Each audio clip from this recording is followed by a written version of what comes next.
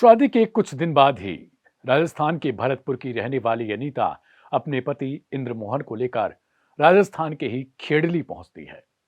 ये अलवर में पड़ता है।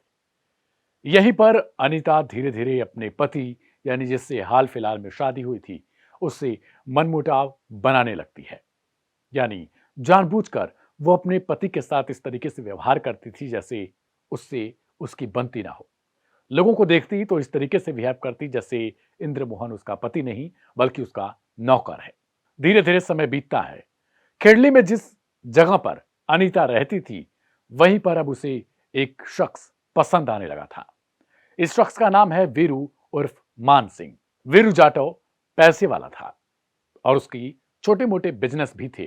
कुल मिलाकर वीरू करोड़पति था। अनीता को धीरे धीरे उसका पैसा प्यारा लगने लगता है।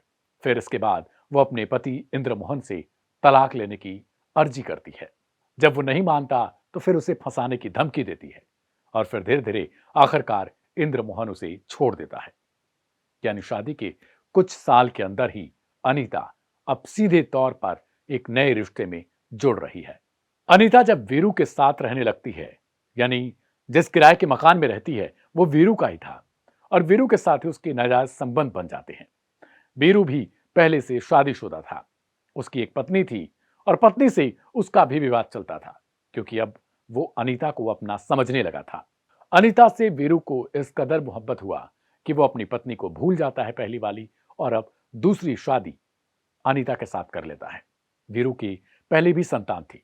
वो सब जब कुछ देखती हैं तो उन्हें भी लगता है कि अब ये पिताजी बहुत गलत कर रहे हैं। वो समझाने की कोशिश करते हैं लेकिन वीरू को छा चुका था एक नई पत्नी का ख्वाब। धीरे धीरे ये मामला बढ़ता है और आखिरकार एक दिन आता है जब वीरू के टूटे हुए दांत इस बात की गवाही देते हैं कि वीरू जो अब मृत पड़ा हुआ है आखिर उसकी हत्या किसने करवाई है। सबकी शक की सुई जाती है पहली पत्नी की तरफ। लेकिन मामले में नया मोड़ तब आता है जब आखिरकार वीरू के भाई ने पुलिस कंप्लेंट की और पुलिस जब इस मामले की छानबीन करती है तो क्या कुछ खुलासा होता है वो हम जानेंगे आज की क्राइम कथा में। नमस्कार, मेरा नाम है दिव्यांशु।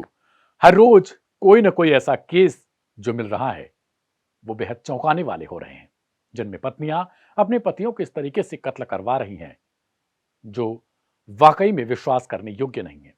पहले वो सोनम रघुवंशी इंदौर वाली जिसने हनीमून की ट्रिप के दौरान ही अपने नए नवेले पति की हत्या करवा देती है और कथित तौर पर उसने यह हत्या अपने बॉयफ्रेंड राज कुशवाहा के साथ मिलकर करवाई। इसके कुछ दिन बाद ही यूपी के बदायूं में एक ऐसा केस आता है जिसमें 13 दिन बाद जब पत्नी अपने मायके जाती है तो वो वहीं से अपने एक बॉयफ्रेंड के साथ भाग जाती है। जब पति उसे रिकवर करती है बॉयफ्रेंड के साथ तो पति आता है और वो डर कर कहता है कि मैं इसके साथ नैनीताल ट्रिप पर जाने वाला था लेकिन ईश्वर ने मुझे बचा लिया। अब सीधे आपको लिए चलेंगे राजस्थान के एक केस में जहां एक क्राइम की कहानी जो सच्ची कहानी है उसने हर किसी को हैरान कर दिया। यहां तक जो पुलिस वाले जांच कर रहे थे वो भी परेशान हो गए। 8 जून की सुबह सुबह करीब 4 बज रहे थे, 4:30 बजे का समय था।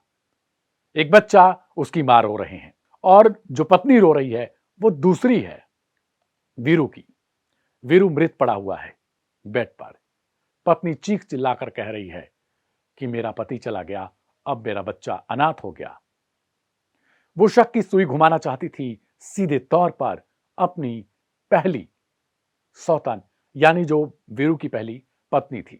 सबको वास्तव में लगता है कि और कौन कर सकता है क्योंकि वीरू तो अपनी पत्नी दूसरी जो अनीता है उसको बहुत प्रेम करता था। अनीता इधर कुछ सालों से लगातार वो एक परचून की दुकान है जो वीरू की है उस पर बैठती थी, उसे संभालती थी और उस दुकान पर कोई कंटिन्यू आता था और ये कैमरे में रिकॉर्ड भी होता था जो दुकान के बाहर सीसीटीवी लगा था। लेकिन दूसरी तरफ वीरू की पहली पत्नी भी अब वीरू से नफरत करने लगी थी। एक तरफ दूसरी पत्नी जो अनीता है वो परचून की दुकान पर बैठती है, किराना स्टोर पर बैठती है तो वहां कोई आता जाता रहता है। दूसरी तरफ पहली पत्नी अब वीरू से इतना ज्यादा नफरत करने लगी थी कि वो चाहती थी कि वीरू कब चला जाए। लेकिन सवाल अब यह है कि वीरू का असल कातिल है कौन। वीरू जब 8 जून की सुबह सुबह मृत पाया गया, वीरू के बड़े भाई सीधे पहुंचता है अलवर की थाना खेड़ली में, जहां पर वो एक कंप्लेंट दर्ज कराता है कि मुझे किसी पर शक तो नहीं है लेकिन मेरे भाई के साथ एक हादसा हुआ है उसकी मौत से पहले। मैं ये मान सकता हूं कि उसकी मौत नेचुरल डेथ हो सकती है, लेकिन मेरे भाई का मौत से पहले दांत टूटना अपने आप में नेचुरल नहीं हो सकता। थाना प्रभारी भी हाल फिलहाल में चूंकि ऐसी घटनाएं हो चुकी थी, उसके कारण उन्हें शक गहराता जाता है और वो पुलिस फोर्स के साथ आखिरकार पहुंच जाते हैं सीधे वीरू जाटव के घर। वहां पर जाकर पहले शव की पहचान की जाती है, उसके बाद पोस्टमार्टम के लिए भेजा जाता है। अंततः जब पोस्टमार्टम रिपोर्ट आती है तो वो सबको हैरान कर देती है, क्योंकि उस रिपोर्ट में साफ तौर पर बताया गया था कि वीरू की हत्या की गई थी और हत्या से पहले उसके साथ खूब मारपीट की गई। इसी दौरान उसकी दांत टूट गए। पुलिस सबसे पहले भाई से सवाल करती है। पुलिस की शक की सुई भाई पर भी जाती है कि हो सकता है इसने ही कुछ किया हो और कंप्लेन दर्ज करा दिया हो। भाई से जब बातचीत हो जाती है, उसके बाद समय आता है पत्नियों से बातचीत का। दोनों पत्नियों के साथ पूछताछ की जाती है। पुलिस को यहां पर कुछ क्लू मिल चुका था। इसके बाद आस पड़ोस के लोगों से, सगे संबंधियों को बुलाया जाता है, उनसे बातचीत की जाती है। फिर सीसीटीवी छान मारा जाता है। इसमें एक शख्स हर रोज जो आता हुआ दिखाई देता है। पुलिस वालों को लगता है कि आखिरकार एक ही व्यक्ति ये बार बार क्यों आता है, और आता है तो अनीता के पास क्यों बैठता है और उससे बातचीत इतना क्यों होता है। इस शख्स का नाम है काशी, और यही काशी जब वीरू की हत्या हुई थी उसी दिन पूरे दिन तक वो घूमता रहा, यहां तक कि रात के समय भी वो वीरू के घर पर रुका हुआ था। काशी पेशे से एक ठेले वाला है जो कचौड़ी बेचने का काम करता है। वीरू एक करोड़पति था। अब अनीता पर जैसे जैसे शक की सुई गहराती है, पुलिस इसके लिए सबसे पहले इलाके के सीसीटीवी को खंगालना शुरू कर देती है, क्योंकि अनीता अपने जुर्म को कबूल नहीं कर रही थी। अंततः पुलिस को पता चलता है कि 7 से 8 जून की दरमियानी रात यह हत्या वीरू जाटव की गई है, और इस हत्या से पहले उसके साथ मारपीट, बदसलूकी और फिर अंततः उसका गला घोंटा गया। सुनवाते हैं आपको सबसे पहले पुलिस की तरफ से इस बारे में क्या कुछ बताया गया। कि प्रेमी ने अपनी जो पत्नी थी उसको बता दिया कि मैं आऊँगा और साथियों को लेकर के तुम गेट खुला छोड़ देना। तो रात्रि में उसने गेट खुला छोड़ दिया। रात्रि में लगभग 2 बजे ये वहाँ से एक ही मोटरसाइकिल पर सवार होकर 5 लोग गए और वहाँ उस अनीता राज के साथ मिलकर उसकी गला घोट करके हत्या कर दी और फिर वहाँ से फरार हो गए। अनीता राज ने इसके बाद और क्या षड्यंत्र प्लान बनाया? करीब जब 2 बजे इन्होंने प्रवेश किया और करीब 3 बजे जब यहाँ से घटना को अंजाम दे करके बाहर चले गए और वहाँ से फरार हो गए, तो उसके बाद अनीता अपने शांत बैठ गई। लगभग 1 घंटे बाद 4 सवा 4 बजे के लगभग इसने अपने जो परिजन और उसके जो मृतक के परिजनों को कॉल किया कि इसके साथ ये घटना हो गई है, क्या कारण रहा, और खुद को अपने एक ढोंग बनाया कि जिससे उसको परिवारजनों को ऐसा लगे कि इसकी हत्या या फिर इसकी संदिग्ध परिस्थितियों में मौत हो गई है।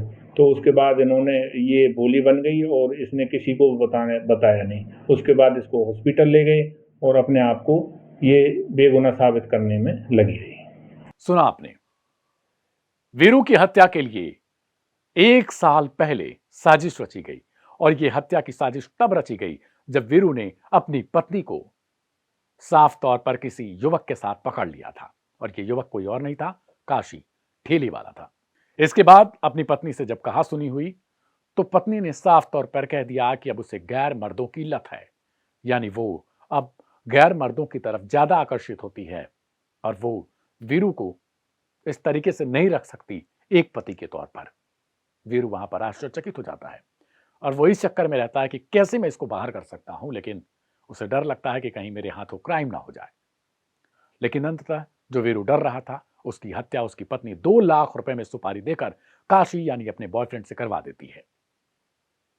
बॉयफ्रेंड इसके लिए 4 से 5 दोस्तों को बुलाता है, उनको वह पैसे देता है और फिर 7 से 8 जून की दरमियानी रात पहले शराब पीते हैं और उसके बाद सीधे जाते हैं वीरू के कमरे में। वीरू के कमरे में सबसे पहले अनीता ने शिकंजी में उसे नशीली दवाएं देकर सुला दिया था और दरवाजा खुला छोड़ दिया था। अनीता के ग्रीन सिग्नल मिलने के बाद काशी अपने दोस्तों के साथ जाता है और वीरू की हत्या कर देता है। और अब ये कहानी अपने आप में एक सच्ची घटना दूसरों के लिए प्रेरणा का स्रोत बन चुकी है।